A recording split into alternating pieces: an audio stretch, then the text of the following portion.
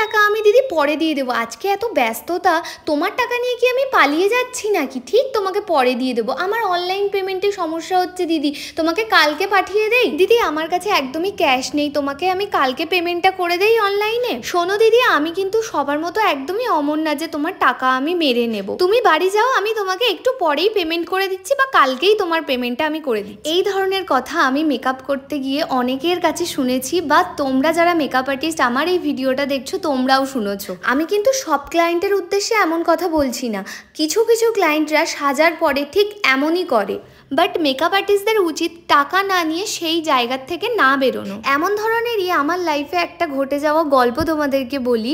আমি একদিন এক জায়গায় মেহেন্দি করতে গিয়েছিলাম, সেখানে ব্রাইডের সাথে সাথে আরও অনেকজন পার্টি মেহেন্দি করেছিল।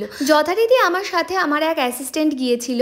সেই ক্লায়েন্টের থেকে বুকিংয়ের জন্য মাত্র 200 টাকা আমার অ্যাডভান্স নেওয়া ছিল। আমাদের মেহেন্দি যখন কমপ্লিট হয়ে যায় আর পেমেন্টের জন্য দিদিকে বলি, দিদি আমাকে জাস্ট এমনভাবে বলে, আজকে তো টাকা দিতে পারবো না, আমার ব্যাংকের লিমিট শেষ হয়ে গিয়েছে। আমি তাকে বারবার বললাম, তুমি ক্যাশ দাও, আমার ক্যাশের প্রয়োজন, সাথে অ্যাসিস্ট্যান্টকেও পেমেন্ট করতে হবে। অনেক জোরাজুরির পর সে আমাকে অল্প কিছু টাকা দিল, আর বাকিটা মোটে দিলই না, বলল পরে অনলাইন পেমেন্ট করব। সেই পেমেন্টটা আমি পেলাম 2 মাস পর, তাও অনেকবার ফোন করে, অনেক জোরাজুরির পর।